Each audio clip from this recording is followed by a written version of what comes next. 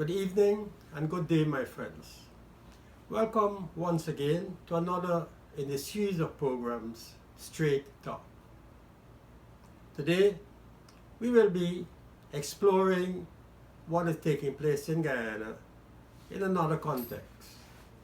That is the context of what I would describe as deception, lies, and confusion. Of course, these three elements are at the doorsteps of the APNU AFC. Deception, lies, and confusion. Let us begin with the question of the government keeps repeating the mantra that they want to hold free and fair elections.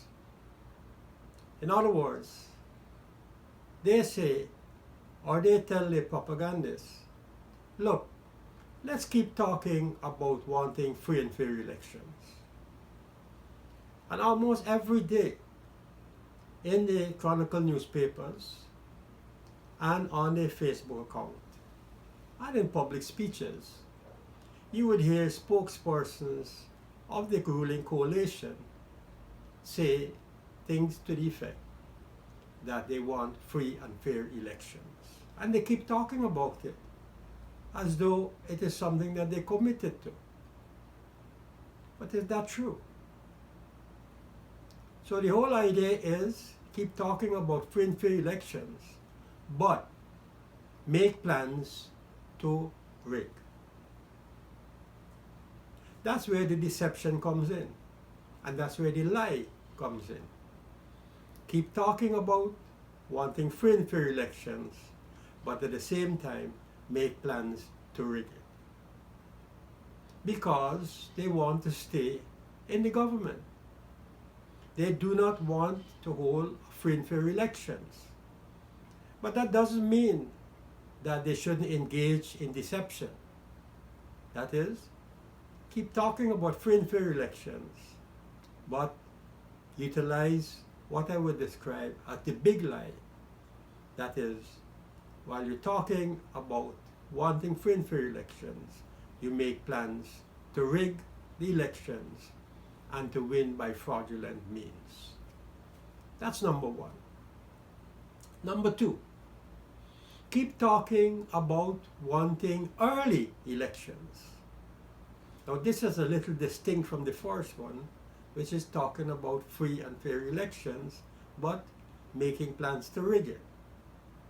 They also talk about wanting early elections. Every single spokesperson in the APNU AFC coalition, in the outreach meetings, which are financed by taxpayers, you hear them say that they want early elections.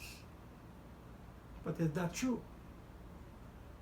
Because the practice shows something completely different, the opposite. It's like talking from the two sides of their mouth. So while they're talking about wanting early elections, at the same time, they're using every trick in the book to delay the elections. So talk is cheap. Keep talking about wanting free and fair elections. They have nothing to lose by saying that over and over again. But behind the people's back, they are utilizing every effort to delay the elections. Now, obviously, it appears contradictory. How can you be talking about wanting early elections and at the same time using every trick in the book to delay these elections? And why delay it if you want early? The reason for delaying is precisely because they want to buy more time to hang on for dear life to the government. Because, like thousands out there, they themselves are very much aware that early free and fair elections will see them out of government. So they talk about wanting early elections. It's still that in the international community as well. When they meet visitors from abroad, glibly and without a streak of betrayal on their faces, they say, you know, we want a free and fair elections and we want early elections. But we who live in Guyana, and even those who live outside of Guyana, recognize that while they're talking about free and fair elections, there is widespread suspicion in our country that these people are prepared to rig the election, stay in office. And secondly, all the talk about early elections is just talk.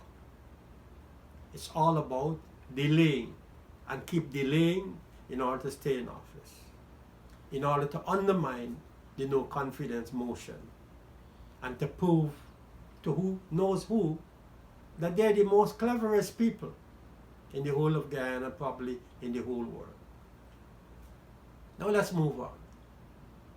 The third ideas in respect to deception, lies, and confusion is this. Keep talking about GECOM being an independent body and that we must leave GECOM alone to do its work. I repeat that. They keep talking about GECOM being an independent body and that who knows who they're talking about must leave GECOM to do its work independently. Now GECOM is, yes, indeed a constitutional independent body. But the whole of Guyana knows. The whole of Guyana knows. And it became very apparent when Mr. Granger appointed Mr. Patterson to be the chairman of GECOM without any respect whatsoever to the constitutional provisions. So why did he do that? If GECOM is indeed an independent body and we must leave GECOM to do its work, why in the first place did Mr. Granger appoint Mr. Patterson? He did precisely that because he wanted GECOM to do his bidding. In other words, in a commission with 4 against 3, that is the 3 government commission plus commissioners plus a chairman who is extremely sympathetic to the government, you have 4 in the majority against 3 from the opposition. And with that situation, you have control of the commission.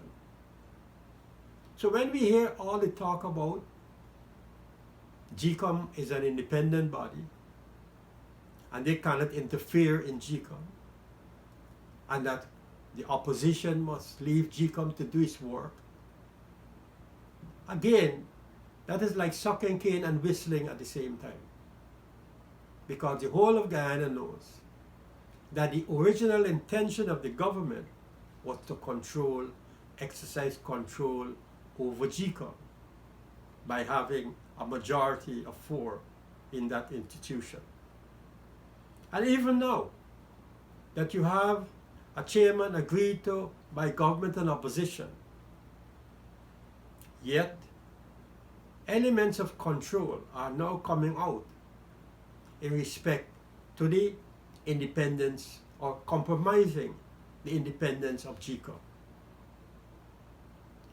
Those who say that we must leave GECOM to do its work are highly suspicious in this sense, or we are suspicious of them in this sense. If people recognize, and if there's a perception out there that GECOM is doing the bidding of the government, notwithstanding the fact that you have an independent chairman who is tiptoeing around the laws of this country, does not necessarily mean that the government will use every effort to frustrate and go so far as to interfere in the work of this independent body, because they've done so already in many other constitutional bodies. We recall, for example, where one minister, soon after being appointed as a minister of government, called up the Public Service Commission and the Police Service Commission and told them that they have instructions from the president to do X, Y, and Z. And we have many other examples where ministers called constitutional independent bodies, the chairman of those bodies, and was actually issuing instructions to them as to what the government or the president wants. Now, this is totally unacceptable and illegal, so to speak. No government minister, no political person could call or ought to call an independent constitutional body and give general directions to them as to what they should do and what they should not do. And so here is it we have, in respect to GECOM, representatives of the coalition keep talking about GECOM being an independent body and the opposition must leave GECOM to do its work. Such staunch defense of letting GECOM do its work is highly suspect.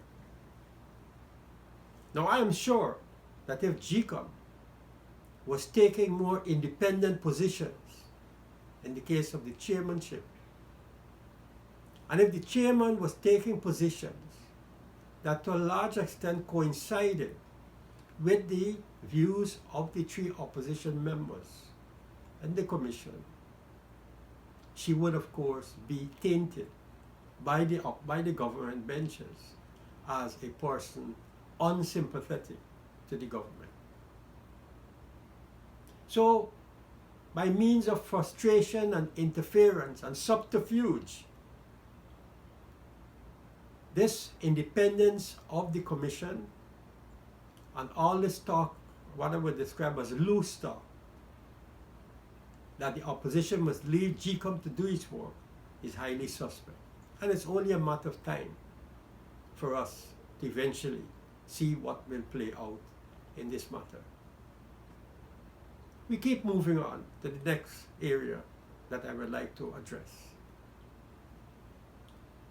Spokespersons of the government and the coalition keep talking about producing a credible voters list. You open the newspapers almost every day, particularly the Chronicle newspaper. And whenever government spokespersons speak about the voters list, you hear them saying that they would like GECOM to produce a credible voters list. But are they really interested in producing a credible voters list? All these shenanigans that are currently taking place in respect of the house-to-house registration and what to do with the data or the information that was gathered of the 370-something thousand names, which they're talking about blending that or merging that with the existing National Register of Registrants, is all about engaging in some kind of mischief to produce a bad list. Now, it is not difficult to produce a bad list in this country. We've had bad lists, bad voters lists, or preliminary voters lists. We've had bad lists produced before. Prior to the elections in 1992, somewhere in the vicinity of 1990, there was a chief elections officer by the name of Andy Jacobs. Mr. Jacobs was a power unto himself. You had a weak commission and a weak chairman by the name of Sir Harold Bollers.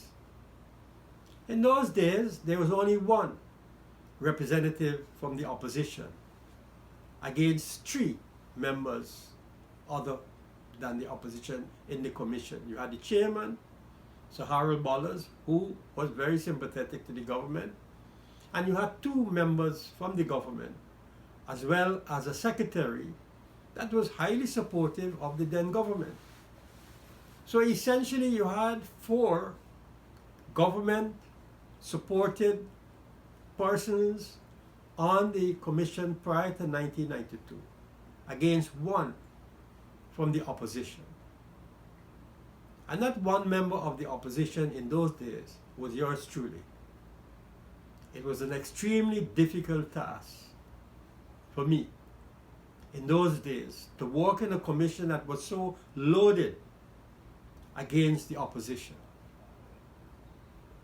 Thanks to the Carter Center that came to Guyana, having been invited by both the government and the opposition, who, after studying very carefully the deficiencies in the Guyana electoral process and the representation of the People's Act, as well as the Constitution, made suggestions about changes to how elections ought to be conducted and supervised in our country, resulting in the elections in 1992, which was basically free and fair, and the election of President Cheddi Jagan and the PPPC. So all this talk that we're hearing about producing a credible voters list is essentially aimed at producing a bad list, if we are to take into consideration the various subterfuges, the various elements that breed suspicion in respect to what will come out of this process of merging this data that just came out from the house-to-house registration or the legal house-to-house registration with the existing National Register of Registrants. One could not put beyond the PNC and the APNU-AFC, in which the PNC is the dominant party, that they are possibly aiming at producing a bad voters list, a horrible list, a list that would be rejected by the opposition. Now, let us think strategically. If such a list is produced and is rejected by the opposition, the implications of that is to start all over again. That is to say, more time to correct that list, to remove the deficiencies in that list, and to eventually produce a list which the parties would accept. It means, by implication, buying more time and a longer period of time in the government, extending the tenure of the government or the opposite or the coalition in government. As I said, this is what occurred in 1990 when elections were due. A bad list was produced, the opposition parties rejected it, and as a result, that list had to be cleansed and made verifiable and made credible. That required the postponement of the 1990 elections for 2 years, and the result was the election being held 2 years after, in 1992. Now, nobody wants that to happen in Guyana. Everybody is anxiously awaiting a date, and incidentally, the Prime Minister of Canada, Mr. Justin Trudeau, just announced a few days ago, in the course of this week, a date for the holding of elections in Canada, sometime in mid-October. In the United Kingdom, the Prime Minister, Mr. Boris Johnson, also announced the date for the holding of elections in the United Kingdom.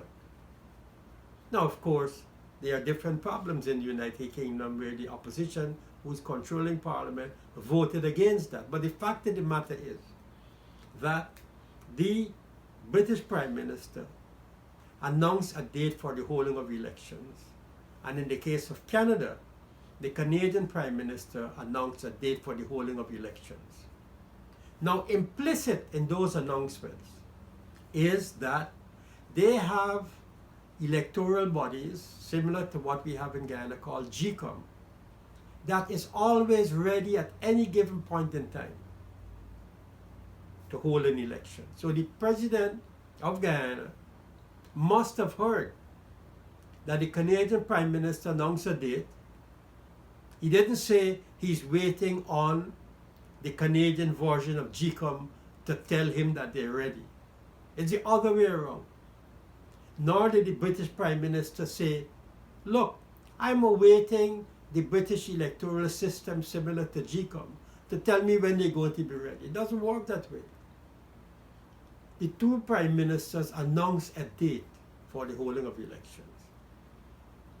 And the bodies that are responsible for the conduct of the elections in the United Kingdom and Canada, having heard the date, that triggered the beginning of a process for the holding of the elections. In other words, those election bodies were always ready at any given point in time when the Prime Minister, whoever that person might be, announced a date for election. And that is how it is in almost all the Commonwealth countries except Guyana, where we have a president who's dancing around the process, like what people in the countryside would say, go around, come around, bougie girl, before he could actually announce a date for the elections. And pussyfooting with GCOM, telling the nation that, look, I have to wait on GCOM before I could announce a date for the election, when GCOM should be waiting on him to announce a date for them to proceed with the election. So all the talk about producing a credible voters list is, to me, like blowing hot and cold. Because while they're talking about that, at the same time, they're working to produce a bad list so that it could be rejected, and so that they will need more time in the government to produce a list that is acceptable to the electorate of this country. Next, we have members of the government talking about non-interference in the internal affairs of Guyana. Now, this may seem to be a rather insignificant talking point on the part of the government. But I want to say this. Every single time the president goes out to a diplomatic function where he has to make a speech, or whenever he's accredited foreign ambassadors and high commissioners to our country as resident or non-resident ambassadors or high commissioners, in his speech, he ensures that the Ministry of Foreign Affairs that is responsible for the preparation of those speeches has in the body of the text reference to non-interference in internal affairs of Guyana. And this has become very pronounced over the past few months. And this is done intentionally because the president knows and the government knows that they want to send that signal to the international community that, look, don't get involved in our elections here in Guyana because we're doing our own thing. And so when he sends that signal out to the international community that we don't want y'all to interfere in our internal affairs, he's talking about elections. In other words, they will proceed with all the shenanigans. They will proceed all with the monkey business that they're carrying on with.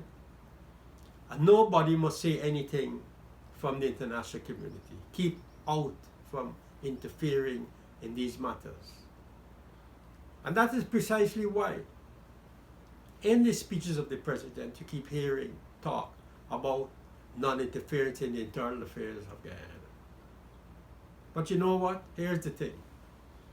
while they're talking about non-interference in internal affairs of Guyana, at the same time, they are accepting financial assistance from the donor community, from the international community. They accept financial and economic assistance from the IDB, Inter-American Development Bank, from the Caribbean Development Bank, from the World Bank, from the Japanese government, from the Korean government, from the British government, from the Canadian government, from all over the world. They accept assistance, financial assistance. So how on the one hand, they're accepting financial assistance from the very countries who they're telling don't interfere in our internal affairs? Sounds rather strange. Sounds rather contradictory. But they don't mind. They take the people's money, and at the same time they tell them, look, don't get involved in the internal affairs of Guyana, even if we're rigging elections. Don't get involved. So we have to watch that very carefully. And as I said from the beginning, even though it might sound a little insignificant, they are telegraphing to the international community that in case they're discovered, in case they're exposed, in respect to the preparation to rig the elections, do not interfere in our internal affairs. Then again, they keep talking about international cooperation. Many countries around the world, especially highly industrialized countries, engage in international cooperation with developing countries. Many developing countries also work with other developing countries in the context of what is called South-South cooperation. Here again, while talking about international cooperation, they at the same time refuse to have these countries overlook or have oversight. And more importantly, they refuse help from these donors to bring experts to work in GECOM. That is what international cooperation in the present context is all about. You cannot be talking about international cooperation with the donor community and at the same time rejecting offers by the governments and by the international financial institutions and even global NGOs to have technical experts, independent technical experts, inserted in key and critical posts within GECOM. Now the insertion of these technical and professional experts in certain key and critical positions in GECOM is extremely important because it brings a tremendous sense of comfort to the Guyanese electorate about the possibilities of free and fair election. But when you reject that, when people make offers to bring these experts to work at GECOM, and you reject that, it creates grounds for suspicion. Why are you rejecting these people? Why are you rejecting international experts who are globally recognized to assist in the electoral process? As they say, where there's smoke, there's fire. There also is talk about reintroducing overseas voting. Now this is a very controversial issue because many years ago we had overseas voting or person who did not even exist voting from overseas. There was an overseas voters list.